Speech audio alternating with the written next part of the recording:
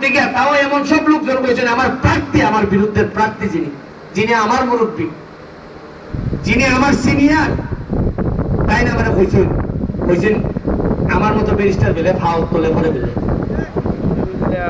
তাই না মানে কইছেন যে আমার জন্মের মধ্যে অভিশাপ আছে, আমার মা বাপ তুলবে সেক্রেটারি সাহেব আওয়ামী লীগের ইউনিয়ন আওয়ামী লীগের 6 নম্বর ইউনিয়ন আওয়ামী লীগের সেক্রেটারি, তাই কইছেন যে আমি বলে একটা জারর সন্তান।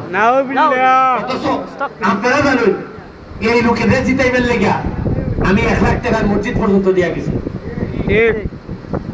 আমি একটা বাচ্চা ছেলে, আমার মা বাপ নাই, আমার মা বিদেশ থাকেন, আমার ভাই নাই, বোন নাই, আমি একলা। কি পরিমাণ নির্যাতন আমার উপরে চালাইছে দেখুন। মানুষ যখন অন্যায়ভাবে একজন মানুষকে বিচ্যুত করে, আমি শুনছি স্বয়ং আল্লাহ নাকি তার ইজ্জতের জিম্মাদার হয়ে যায়।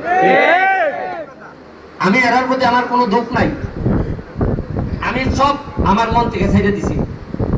তবে আমার একটা কথা যে আর যেন কোনো নতুন ছেলে আইয়া রাজনীতিতে আইয়া এই ধরনের নির্যাতনের শিকার না হয়। এই জন্য এবার উপজেলা নির্বাচনে আমি বলছি যে সবাই আসেন, মানুষ যাকে ভালোবাসে সেই নেতা হবে। আমি নিশ্চিত করব ন্যায় বিচার হবে, সুষ্ঠু ভোট হবে। আর আমি সুষ্ঠু ভোটের মধ্যে দিয়ে আইছি, আমি নিশ্চিত করব সুষ্ঠু ভোট হবে। ছেলেদেরকে বলছি তোমরা আসো আমার সাথে, তোমরা কাজ করার জন্য যারা প্রস্তুত আছো, যারা দিনে রাইতে মানুষের জন্য কাজ করার প্রস্তুত আছো, তারা আসো।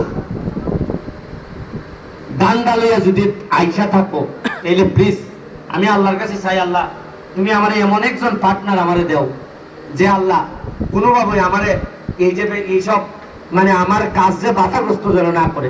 সোনারঘাটের স্বার্থে আমি আপনাদের কাছে চাই সবচেয়ে ভালো মানুষ যিনি হবেন, যাকে স্পিডের সাথে কাজ করানো যাবে, এইরকম একটা লোককে নেতা বানাই দেন।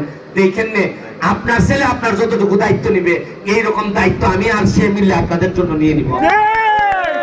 আমি আপনাদের জন্য দোয়া রেখে এখানে সুহেল আরমান, আমাদের হাবিবি, আমার কাউসার বাহার ভাই, আমাদের টিচার, এখানে যারা আছেন, আমার পিছনে যারা আছেন, এরা অত্যন্ত কষ্ট করে দিনে রাইতে হামলা দিতেছে, তার প্রতি আমার শুভকামনা রইল। আমি হয়তো তোমরা কিছু দিতে পারতাম না, আমার তো নিজের ওই সম্পদ নাই, আমি দিমুখিতা, তারপর আমি দোয়া করে দিতেছি। আরে দোয়ার চেয়ে বড় কিচ্ছু হয় না, বাপে তো দোয়া হয়ে যায় বলার লাগি।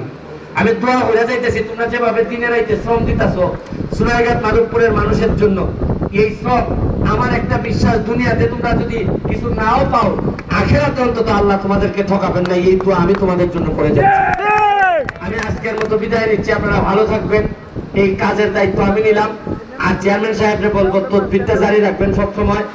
আরই দিন চাইলে পিঠা না খিদা পাঠাইছিলাম, বুঝলাম ডাব ডাব ডাব বলছিলাম যে আপনি খসি মুরগি খাওয়াই হইন, তাইলে খাম কাজ করে দিমুলে ঠিক মতো ডাব পাঠাইছেন, কিন্তু খসি মুরগিটা এখনো পাঠাইছেন না। আমি আশা করি একটা খসি মুরগিও পাঠাইয়া